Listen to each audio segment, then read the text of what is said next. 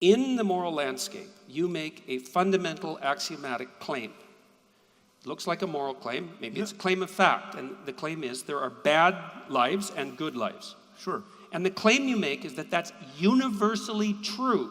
Well, it's true for the requisite mind. Buddhist, Hindu, Christian, doesn't matter. Okay, but evil. So yes, I'm not telling you that you should purge the word evil from your vocabulary. I use the word all the time, and I think it's useful. It's a motivating word.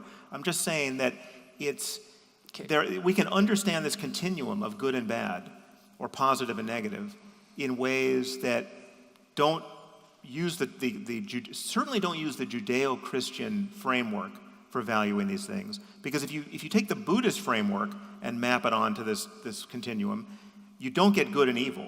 You get essentially wisdom and ignorance. Evil is ignorance of all the well-being you and others would experience if you behaved another way. Right, that's the Buddha's game, or even within Hinduism, and this connects to your love of stories. You take the Hindu text, the Ramayana, which is just a foundation. It's doing the work that the Bible is doing for Jews and Christians.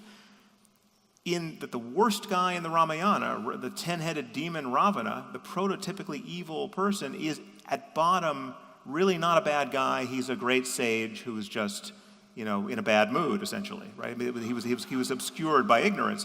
And so it is in the Buddhist canon. The Buddha meets a serial killer who is wearing a garland of human fingers around his neck, named Angulimala, but he was just one conversation away from being fully enlightened, right? I mean, he was like, it's a different picture of possibility. I'm not saying one is right or wrong. Let's be agnostic about that. I'm challenging your claim that there's something so prescient and useful and durable about the Judeo-Christian framework. I wasn't making that claim. We're stuck with it for all time. Well, I wasn't making that claim. I was making the claim that in the moral landscape, you laid out a distinction between the bad life and the good life. Forget about good and evil. The bad life and the good life, hell and heaven, the bad life and the good life, and that distinction was not only factual but universal.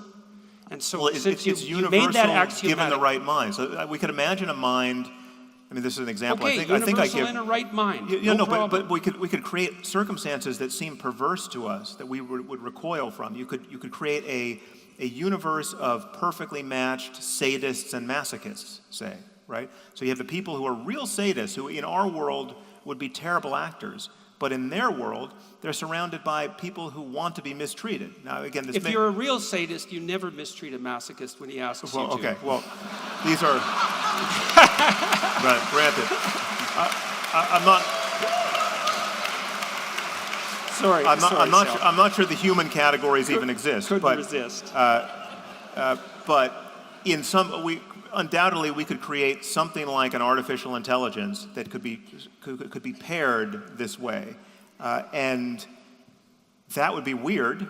But in my framework, it is a conceivable space of equivalent well-being, and it's not matched at all to our space, right? But it's if in fact we could inspect the conscious minds of all parties participating in that, it is not obviously absurd, in my view, to say that they are just as happy as we are in this conversation. In fact, some moments in this conversation, I would say that they might be happier.